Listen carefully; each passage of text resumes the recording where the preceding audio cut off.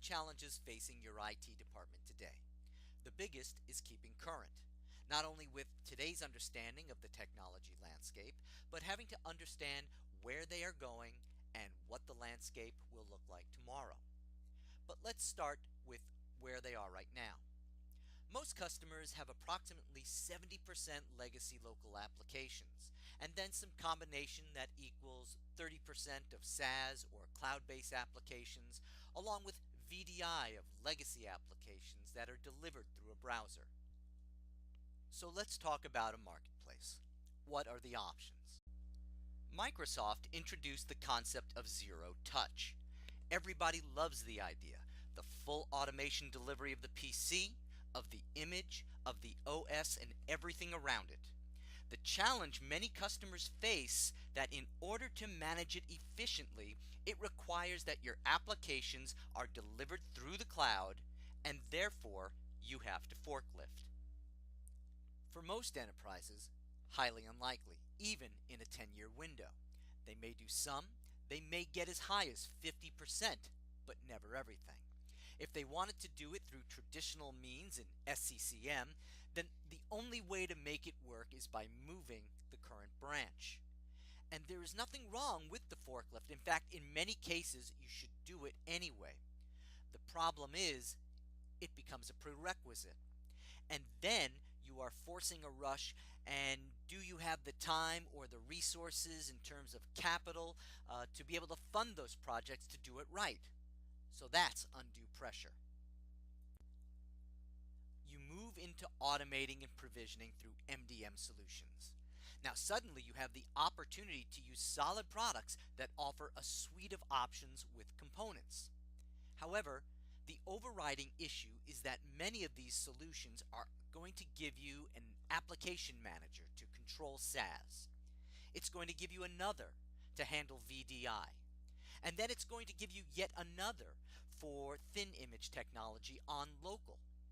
Except the problem is that currently many of these tools are not stable enough. They tend to be inconsistent with the ability to handle scale. In addition to that, it's cost prohibitive. And if you're solely relying on VDI, your solution starts to put a lot of pressure on the infrastructure, as you're probably trying to move to hyperconverged. So now all of a sudden that starts to become a very iffy scenario. So now what do? Well, with Utopic entering into the fold, you can begin with a simple installation so that your local can deliver zero touch over legacy, meaning legacy systems as they are operating today can deliver zero touch, even on Windows 7. Then what happens is you can start your forklift, but you can do it over 2 budget cycles. Now a forklift is going to include SCCM upgrade, Active Directory GPO changes, changes to encryption and antivirus, as well as application compatibility. Those are all things that become a real challenge, and reasonably speaking, it's better to do it over 2 budget cycles. Then you have the ability to integrate it with any of the existing EMM carriers. In fact, integration is easy with any of the primary players. It can integrate and allow that to work seamlessly to handle SaaS management, as they are essentially working with components on the back end to allow for that to be a universal management through certificate distribution. Utopic's Persystent doesn't interfere with that. It can hand off just fine. When you combine all those things, that leads to essentially being able to present the entire solution with the refresh, the forklift, and the ability to integrate with any back-end interconnectivity in an 18-month window instead of having to run it over a 4 or 5 year window. That's going to save you budget, time, and money associated with managing multiple platforms and the efficiencies that can be gained. Now, what's really interesting is that Utopic will pay for itself, because the ROI it can establish through automation will negate not only its own cost, but now it will also offset the cost of the forklift.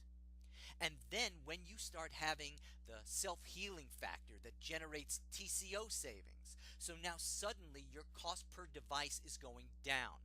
So now your year over year cost to manage your fleet has shrunk because of automations and not because of cheap labor.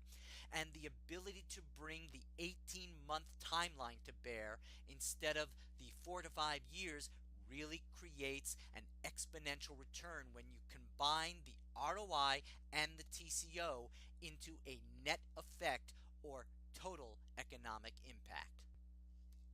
What are some of the components to make sure we are integrated so that we have a zero touch? First and foremost, we can integrate through any commerce portal so that you can essentially click to order and establish a zero touch so that once you put your shipping address, you're getting a box and having it essentially user prepped and ready. So once you join the domain, you're done. Then it can also be integrated into the incident management.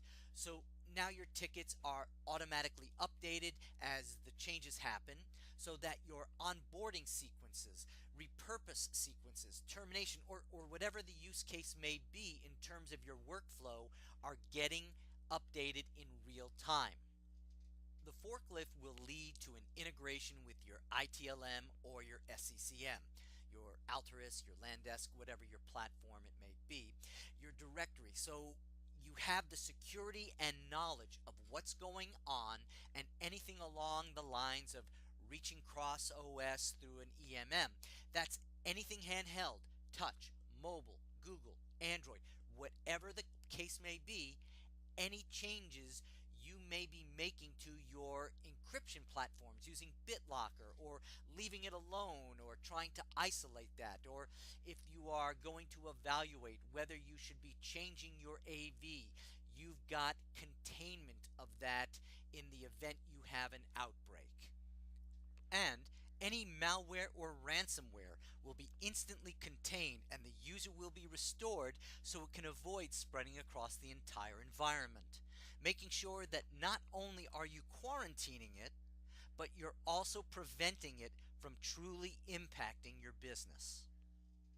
Last but not least, they have reporting capabilities, so you can audit what's going on real time, both from a technical log so you can see what the RCA of something may be from a breach perspective, or if there was some kind of attack that got quarantined, but also if you ever wanted to make sure you had transparency for a chargeback.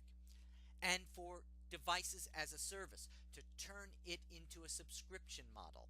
You're turning it into something that has ease of use and the ability to track it down so the individual user level and or the application's real time can transfer that back to the business unit to ensure full transparency.